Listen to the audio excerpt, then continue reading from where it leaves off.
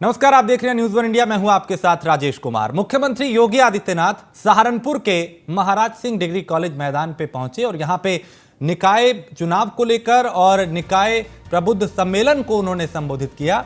इससे पहले मुख्यमंत्री ने शहरी आवास योजना के अंतर्गत लाभार्थियों को मकान की चाबी सौंपी और मुख्यमंत्री ने प्रधानमंत्री स्वनिधि योजना के तहत 10 पात्रों को प्रमाण पत्र दिए। मुख्यमंत्री योगी आदित्यनाथ ने 145 करोड़ रुपए की 243 विकास परियोजनाओं का लोकार्पण व शिलान्यास किया। मंच से अपने संबोधन में मुख्यमंत्री ने कहा कि सहारनपुर शामली मार्ग लगभग पूरा हो चुका है और सहारनपुर से देहरादून मार्ग 1200 करोड़ रुपए से निर्मित मार्ग देश की बेहतरीन मार्गों के रूप में अपना योगदान दे रहा है। कुल मिलाकर यहाँ पे सरकार की उपलब्धियां उन्होंने गिनवाई, विकास की बात की, अपराधियों का कहा कि अपराधी उत्तर प्रदेश छोड़ रहे हैं, अपराध छोड़ रहे हैं, निवेशक उत्तर प्रदेश में आ रहे हैं और निवेश को बढ़ाने के लिए, युवाओं को रोजगार देने के लिए लगातार सरकार काम कर रही है। तो यूपी में युवाओं के लिए बेहतर विकल्प यहां पे उपलब्ध है। बीजेपी सरकार में सहारनपुर में विकास हुआ और जल्द सहारनपुर एयर कनेक्टिविटी से जुड़ेगा। तो सहारनपुर जल्द विकास के पथ पर अगली कतार में होगा और निवेशकों के लिए यहां पर सुनहरा अवसर है। तो कई विकास परियोजनाओं की शुरुआत का जिक्र भी मुख्यमंत्री ने किया। उन्होंने कहा कि लगातार विकास के पथ पे उत्तर प्रदेश को आगे ले जाया जा रहा है। सरकार इसको लेकर पूरी तरह से गंभीर है। तो किसान पूरी ऊर्जा के साथ काम कर रहा है। यहां पे उन्होंने सुरक्षा की बात की, सुशासन की बात की, शिक्षा की बात की, बढ़ते उत्तर प्रदेश की बात की, युवाओं के लिए रोजगार की बात की और बताया कि कैसे प्रदेश बदल रहा है, कैसे प्रदेश आगे बढ़ रहा है। तो अपराधी यूपी छोड़कर भाग रहे हैं और निवेशक उत्तर प्रदेश का रुख कर रहे हैं।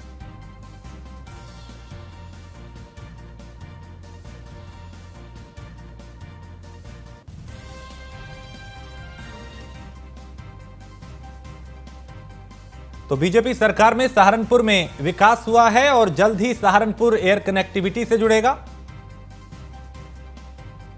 सहारनपुर जल्द विकास के पथ पे अग्रसर होगा। तो मुख्यमंत्री योगी आदित्यनाथ उत्तर प्रदेश के अलग अलग जिलों का दौरा कर रहे हैं, वहां की समीक्षा कर रहे हैं और लगातार उनकी ये कोशिश है कि कैसे जमीनी हालात को देख के उस हिसाब से कदम उठाए जाएं। और यही वजह है कि इससे चाहे पहले कार्यकाल की बात हो या दूसरे कार्यकाल की, उनका काम करने का तरीका वही रहा है कि खुद जाके जमीनी हकीकत को जानेंगे, फिर वहां उस हिसाब से कदम जो हैं वो उठाएंगे। विकास उनकी प्राथमिकता में सबसे आगे रहा है। फिर चाहे सहारनपुर की बात हो या फिर किसी दूसरे जिले की बात हो। और यहां पे सभा को संबोधित करते हुए उन्होंने सुरक्षा की बात की, सुशासन की बात की। विनीत हमारे संवाददाता इस पे ज्यादा जानकारी के साथ। विनीत, मुख्यमंत्री आज सहारनपुर में पहुंचे, यहां सभा को संबोधित करते हुए कई बातों का जिक्र किया। आगे और क्या कुछ कार्यक्रम है और इस भाषण में, उनके इस संबोधन में क्या कुछ खास रहा? बिल्कुल, देखिए, सबसे पहले मैं आपको बता दूं, मुख्यमंत्री योगी सहारनपुर पहुंचे थे और अभी कुछ देर पहले ही मुख्यमंत्री योगी यहाँ से, चूंकि जनसभा खत्म हुई है, उसके बाद मुख्यमंत्री यहाँ से लखनऊ के लिए निकल चुके हैं।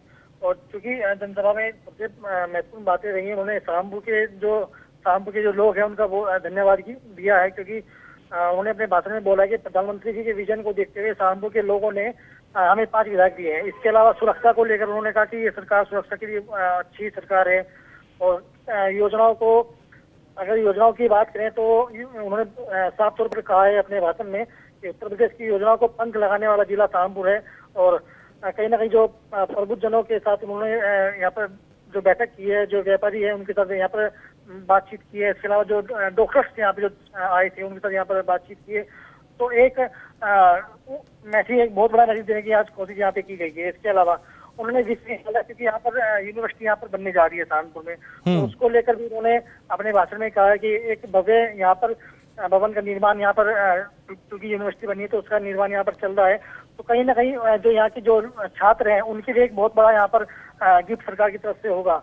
इसके साथ ही कनेक्टिविटी को लेकर मुख्यमंत्री ने यहाँ पर बात कही है, क्योंकि पहले बड़ी स्थिति सहारनपुर के आसपास की थी, चाहे वो मुजफ्फरनगर जाना होता था शहर के लोगों को या शामली जब जाना होता था, तो वही है कि वहाँ पर करीब 2 से 3 घंटे जाने में लगते थे। लेकिन आज कनेक्टिविटी ऐसी हो गई है कि शहर से लेकर किसी दूसरे जिले में जाने के लिए लोगों को इतना टाइम नहीं लगता है। इसके अलावा एयर कनेक्टिविटी की बात भी मुख्यमंत्री ने यहाँ पर कही है, क्योंकि यहाँ पर एयर कनेक्टिविटी को लेकर यहाँ पर एक जो है एयर बनने जा रहा है, तो उसको लेकर भी यहाँ कहीं ना कहीं जोर दिया है, क्योंकि यहाँ से अगर लखनऊ जाना हो या किसी भी दूसरी जगह जाना हो तो उसके लिए बेहतर एक ऑप्शन यहाँ कानपुर के लोगों को होगा। चलिए, बहुत शुक्रिया विनीत जानकारी के लिए। तो मुख्यमंत्री योगी आदित्यनाथ ने यहां सभा को संबोधित किया और उनके संबोधन में क्या कुछ खास रहा, उन्हें सुनवाते हैं। जनता पार्टी के जनप्रतिनिधियों को चुनाव जिता करके भेजा, परिणाम आपके सामने है। जिस प्रदेश से पलायन होता था, जहां गुंडागर्दी चरम पर थी, हर दूसरे दिन 3 बड़े-बड़े दंगे होते थे, आज वो प्रदेश दंगों से मुक्त हो चुका है। आज उस प्रदेश में पलायन नहीं है। आज उस प्रदेश में ईज ऑफ डूइंग बिजनेस के लक्ष्य को प्राप्त करते हुए निवेश के सबसे अच्छे देश के गंतव्य में से एक बन करके दुनिया के निवेश को अपनी ओर आकर्षित कर रहा है। और भाइयों बहनों, विकास की परियोजनाओं के बारे में भी यहां जब चर्चा हो रही थी, मैं यहां देख रहा था कि यहां पर आज तो हम लोगों ने केवल कुछ योजनाओं का शिलान्यास यहां पर किया, लेकिन आप इस बारे में जानते हैं कि चुनाव के ठीक पहले हम लोग जब यहां आए थे, विधानसभा चुनाव के पहले मां शाकंभरी के नाम पर यहां पर विश्वविद्यालय का शिलान्यास का कार्यक्रम भी किया और विश्वविद्यालय यहां पर प्रारंभ भी हो चुका है। उसका भवन भव्य भवन बन रहा है। भव्य भवन बनने के साथ ही जब अगले वर्ष तक उसका भव्य भवन बनेगा, सहारनपुर के नौजवानों के लिए अपने ही जनपद में एक विश्वविद्यालय भी होगा। सहारनपुर की कनेक्टिविटी, हमने सरसावा एयरपोर्ट में लैंड एक्वायर करके दे दी है, कार्य प्रारंभ हो चुका है और आप देखना बहुत शीघ्र सहारनपुर भी देश और दुनिया के साथ एयर कनेक्टिविटी के साथ जुड़ेगा और सहारनपुर से जाने वाले उद्योगपतियों, व्यापारियों और नागरिकों को, यद्यपि आपकी जो सड़क की जो कनेक्टिविटी है बहुत अच्छी हो गई है। 2017 के पहले क्या था, मुजफ्फरनगर से सहारनपुर आने में 2 घंटे लगते थे। ऐसे ही सहारनपुर से शामली मार्ग और सहारनपुर से देहरादून का मार्ग की भी दुर्गति थी। भाइयों बहनों, मुजफ्फरनगर सहारनपुर मार्ग पर हम लोगों ने 753 करोड़ रुपए खर्च। तो मुख्यमंत्री यहां पहुंचे और सभा को संबोधित करते हुए उन्होंने बताया कि कैसे उत्तर प्रदेश बदल रहा है, विकास के पथ पे आगे बढ़ रहा है। आगरा से अगली खबर है, जहां स्वास्थ्य विभाग की बदहाली सामने आई है और बीमार बुजुर्ग मरीज को एंबुलेंस तक यहां पे नहीं मिली। परिजन ठेले पे मरीज को ले जाने को मजबूर हुए और ठेले पर बीमार शख्स को ले जाना पड़ा और बुजुर्ग ने रास्ते में ही दम तोड़ दिया। ये हालत है यहां की। सीएचसी में डॉक्टर ने बुजुर्ग को मृत घोषित कर दिया और शव को ठेले पर ही परिजन वापस ले गए।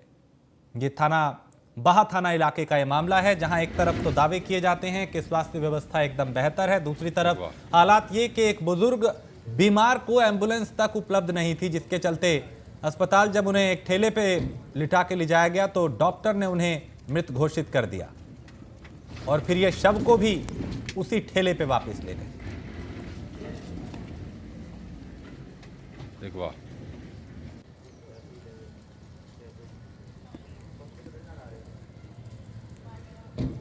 तो ये स्वास्थ्य विभाग की लचर तस्वीर जो है उसको उजागर कर रही है ये तस्वीर अपने आप में। संदीप शर्मा हमारे संवाददाता इस पे ज्यादा जानकारी के साथ। संदीप, दावे तो बड़े बड़े किए जाते हैं स्वास्थ्य व्यवस्थाओं को लेकर, सेवाओं को लेकर, लेकिन हकीकत यहाँ ठेले पे दिखाई दे रही है। देखिए, बिल्कुल आपको बताते हैं, जहां उत्तर प्रदेश के जो उप मुख्यमंत्री हैं ब्रजेश पाठक, वो लगातार स्वास्थ्य सेवाओं को बेहतर बनाने का काम कर रहे हैं, लेकिन फिर भी जो स्वास्थ्य विभाग की बदहाली की तस्वीरें आगरा से एक बार फिर से उजागर होती हुई दिखाई दी है। आपको बताते चले, पूरा मामला आगरा जिले के बाग के ये सीएससी का है, जहां पर एक ठेले पर रखकर बुजुर्ग बीमार को लेकर आते एक वीडियो सोशल मीडिया पर वायरल हो रहा है। वहीं जब वो ठेले पर लेकर वहां सामुदायिक स्वास्थ्य केंद्र पहुंचा हुआ, डॉक्टरों ने बुजुर्ग को मृत घोषित कर दिया, जिसके बाद भी वह बॉडी को ठेले पर रखकर ले जाते हुए ये वीडियो सोशल मीडिया पर वायरल हो रहा है। तो कहीं ना कहीं ये बदहाली की स्थिति है, जहाँ स्वास्थ्य सेवाएं तमाम बेहतर बनाने के काम कर रहे हैं, लेकिन स्वास्थ्य सेवाएं बेहतर काम नहीं कर रही हैं। आप देख सकते हैं वीडियो में किस तरीके से वो डेड बॉडी को एक ठेले पर रखकर ले जा रहा है। तो अपने आप में स्वास्थ्य विभाग की नाकामी दिखाई दे रही है। संदीप, इस पीड़ित परिवार का क्या कहना है? क्या एम्बुलेंस को उन्होंने फोन किया था? क्या उनको उन तक एम्बुलेंस पहुंच नहीं पाई? और क्या यहाँ पे बुजुर्ग जो है वो देरी के चलते उनकी जान गई कि वक्त पे उनको अस्पताल नहीं पहुंचाया गया? देखिए, इसमें कोई दोहराव नहीं है कि पहले आदमी प्रयास यही करता है कि हम स्वास्थ्य सेवाओं के लिए एम्बुलेंस को फोन करें, लेकिन जब इस कठिन समय में जब वो फोन नहीं लगता है या आने में एम्बुलेंस को देरी होती है, तो जो व्यवस्थाएं व्यक्ति पर बनती हैं उसी से वो लेके जाने को मजबूर। लेकिन खास बात यह है कि वो अपनी तरफ से तो जल्दबाजी में उस बंदे को लेकर आया, लेकिन मृत होने के बाद स्वास्थ्य विभाग को वहां से उस व्यक्ति को एम्बुलेंस मुहैया करानी चाहिए थी, उसकी बॉडी को एम्बुलेंस में लेकर पहुंचाना चाहिए। तो अपने आप में बड़ी बदहाली की स्थिति है। अब इन पर जल्द ही स्वास्थ्य विभाग पर बड़ी कार्रवाई अधिकारियों को करनी चाहिए। बहुत शुक्रिया संदीप जानकारी के लिए। तो ये आलम है जहां स्वास्थ्य व्यवस्थाओं को बेहतर करने के तमाम दावे किए जाते हैं, लेकिन हकीकत इन तस्वीरों में दिखाई दे रही है। और खबर आगरा से है, जहां महिला बीएलओ की जगह पे काम करते वहां पे उसका पति मिला और बीएलओ पति का काम करते हुए जो वीडियो है वो वायरल हो रहा है। किस किस जगह पे बीएलओ के जो पति हैं वो काम कर रहे हैं, ये बड़ा सवाल है। और मतदाता सूची के सत्यापन का काम किया जा रहा है। सभी बीएलओ को काम के लिए ट्रेनिंग दी जाती है और बिना ट्रेनिंग के बीएलओ पति यहां पे सत्यापन का काम कर रहे हैं। ट्रांस यमुना फेस 1 का ये वीडियो बताया जा रहा है।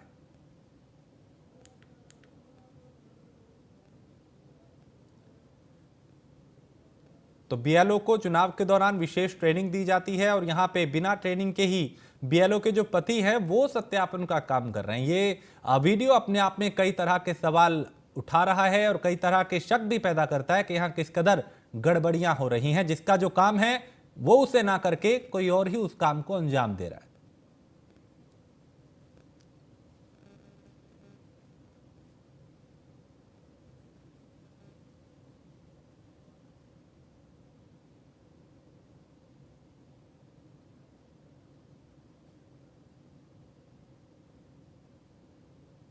तो सभी बीएलओ को काम के लिए यहाँ पे विशेष ट्रेनिंग दी जाती है, लेकिन यहाँ पे बताया ये जा रहा है कि जिनकी ड्यूटी इसमें लगी थी वो ना आके उनके पति यहाँ पे सत्यापन का काम कर रहे हैं।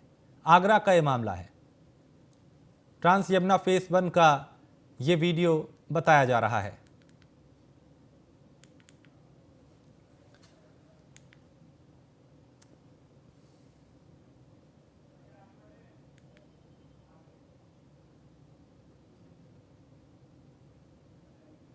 और कृष्णा हमारे संवाददाता इस खबर पे ज्यादा जानकारी के साथ। कृष्णा, यहाँ बीएलओ की ड्यूटी थी लेकिन उनके पति यहाँ पे सत्यापन का काम कर रहे हैं, ये क्या मामला है, क्या विवाद है पूरा? बिल्कुल राजेश जी, मैं आपको बता दूं ये ट्रांस यमुना फेस 1 का ये पूरा मामला है, जहां पर बीएलओ पति द्वारा ये कार्य किया जा रहा है। आपको बता दें जिस तरह से बीएलओ को ये पूरी जिम्मेदारी दी गई थी शासन द्वारा, सभी समस्त बीएलओ को ये जिम्मेदारी दी जाती है, उन्हें प्रशिक्षण का कार्य दिया जाता है। लेकिन फेस 1 में रेणु यादव बीएलओ हैं, उनके पति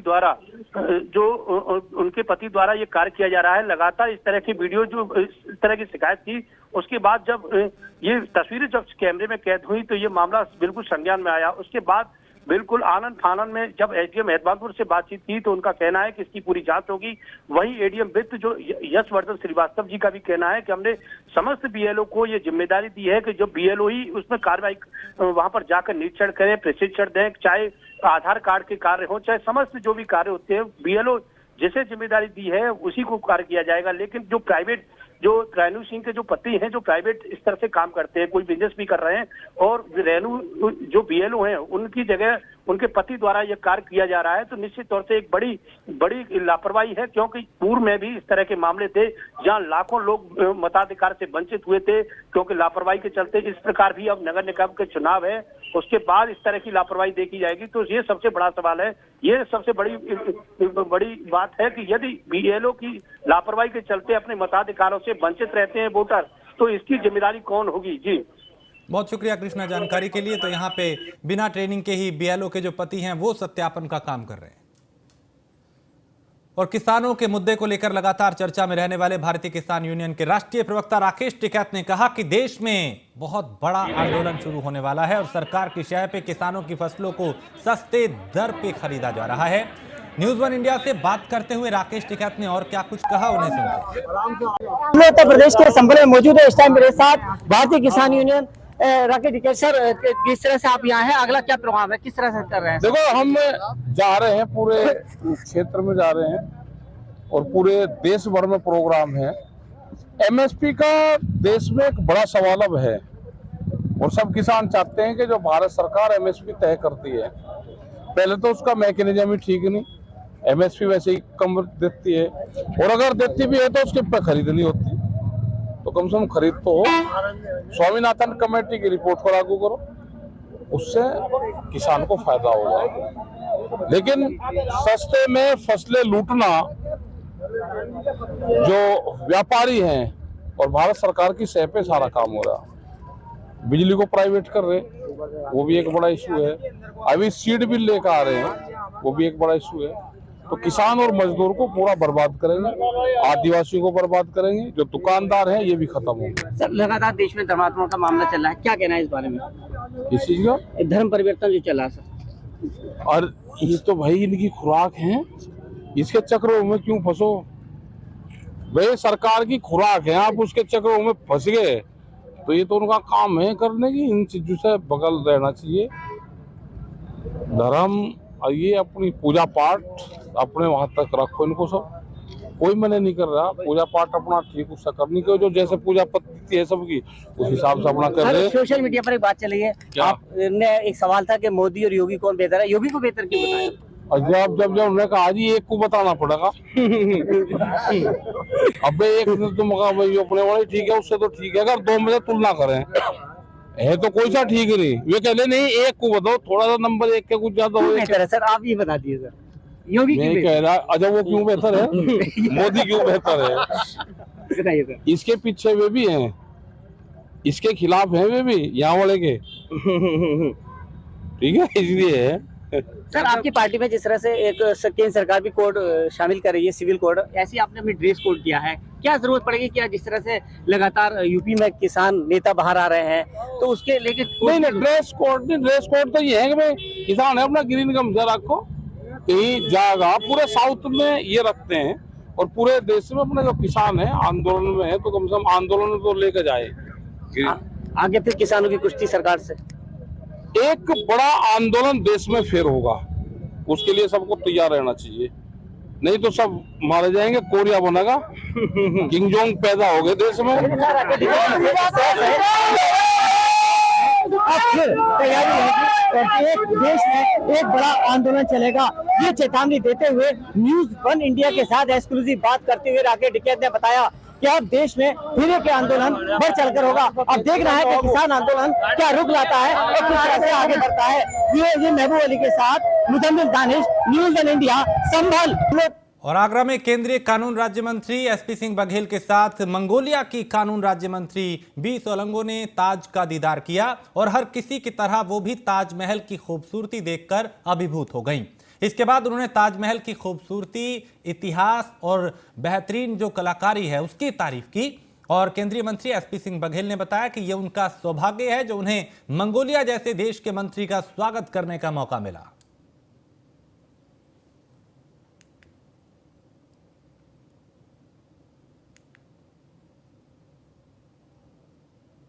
और खबर कानपुर से है, जहां सोशल मीडिया पर प्यार युवती को करना भारी पड़ा और धर्म बदल के युवक ने अपने प्रेम जाल में उसे फंसाया। हकीकत सामने आने पर युवती ने यहां पे हंगामा किया। दर्जनों बजरंग दल के कार्यकर्ता भी थाने पहुंचे और कार्यकर्ताओं ने यहां पे प्रदर्शन किया। कलेक्टरगंज थाना इलाके का ये मामला बताया जा रहा है। ये है कि हमारी एक बहन है बिहार की, जैसे कि कानपुर का एक जिहादी सोच का मानसिकता का आदमी उसे मनु नाम की आईडी बना करके उससे बात करता था। बात करते करते उसको कानपुर बुलाया, कानपुर बुला करके उसे होटल ले जाता है और उसकी अपनी उम्र उसको ये बताता है, एक लड़के की उम्र जो होती है 25 साल, जिसे ये जिहादी लोग बता के अक्सर करते चले आए। जब होटल में वो लड़की उसका चेहरा देखती है तो वो चिल्लाती है और होटल द्वारा सूचना करी जाती है 112 पर। तब बाद कलेक्टरगंज थाना द्वारा लड़की को और लड़के को उठा के लाया जाता है। ये एक बहुत बड़ा षड्यंत्र है, बहुत बड़ी योजना है। मामला ये है कि और खबर मथुरा से है, जहां युवक का गोली लगा शव मिलने से सनसनी फैल गई। सूचना पर पहुंची पुलिस ने शव को कब्जे में लेकर पोस्टमार्टम के लिए भेजा।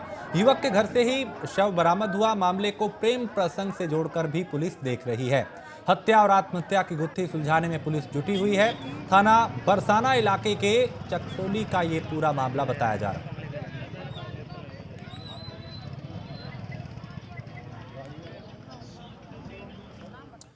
और झांसी में महारानी लक्ष्मीबाई के जयंती के मौके पर कई कार्यक्रम आयोजित हुए। इस दौरान झांसी के किले पर महारानी लक्ष्मीबाई के जीवन परिचय को दिखाया गया और किले की दीवारों पर उनकी वीर गाथा को लेजर लाइट के जरिए, लेजर शो के जरिए यहां पे प्रदर्शित किया गया। एक कन्या होने का चला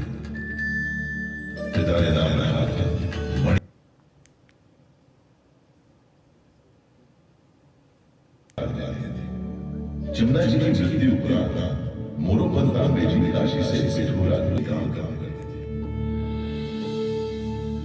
नटखट मासूम मणि का। और खबर बरेली से है, जहां बुजुर्ग महिला के साथ दुष्कर्म करने का मामला सामने आया है और कोर्ट ने दोषी को 10 साल की सजा सुनाई है। कोर्ट ने 26,000 रुपए का जुर्माना भी लगाया। सीबीगंज थाना क्षेत्र का यह पूरा मामला है।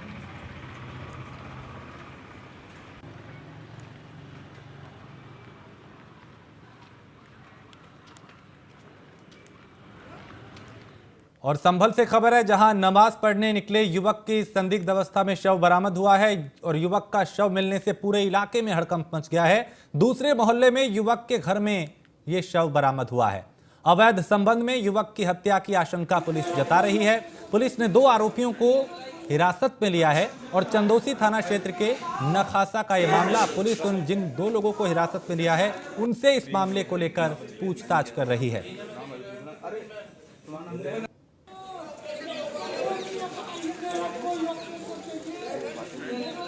खबर फतेहपुर से है, जहां पुरानी रंजिश के चलते 2 पक्षों में विवाद हो गया। दबंगों ने युवक पे चाकू से हमला किया और घायल युवक को कानपुर रेफर किया गया है। पुलिस मामला दर्ज कर जांच में जुटी है। सदर कोतवाली इलाके के लाला बाजार की यह घटना है।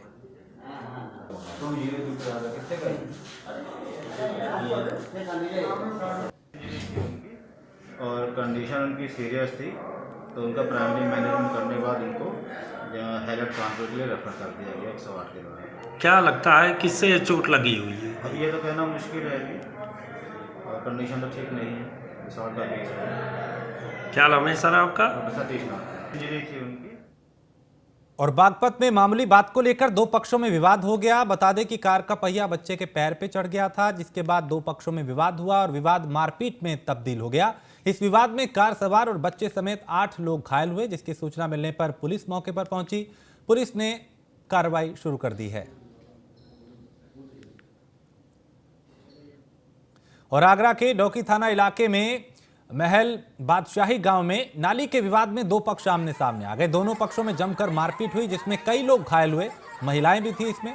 घायलों को अस्पताल में भर्ती कराया गया और मारपीट का यह वीडियो सोशल मीडिया पर वायरल हो रहा है।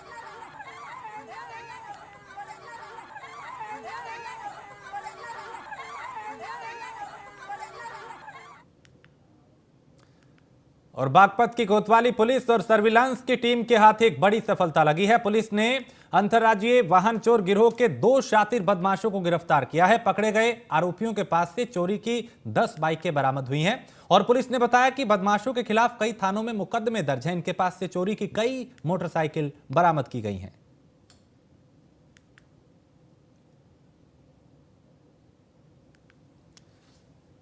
और झांसी के लहचूरा थाना क्षेत्र के धवाकर गांव में बदमाशों ने घर को निशाना बनाया, जहां घर में मौजूद बुजुर्ग की गर्दन पे असला रख के लूट की वारदात को अंजाम दिया गया। पीड़ित ने बताया कि देर रात कुछ बदमाश घर में घुसे और हथियार के बल पे लूट की वारदात को अंजाम दिया। पुलिस को सूचना दी गई। मौके पर पहुंची पुलिस अब मामले की जांच कर रही है।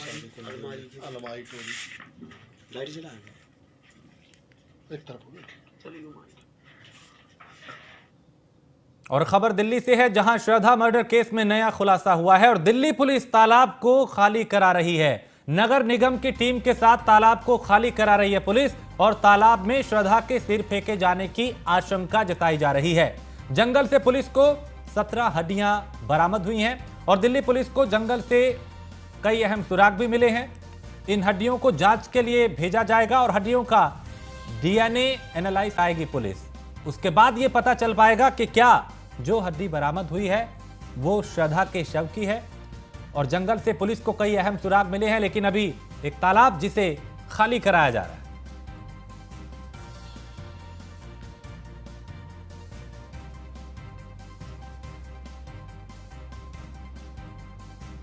तो ये एक ऐसा मामला जिसने पूरे देश को हिलाकर रख दिया।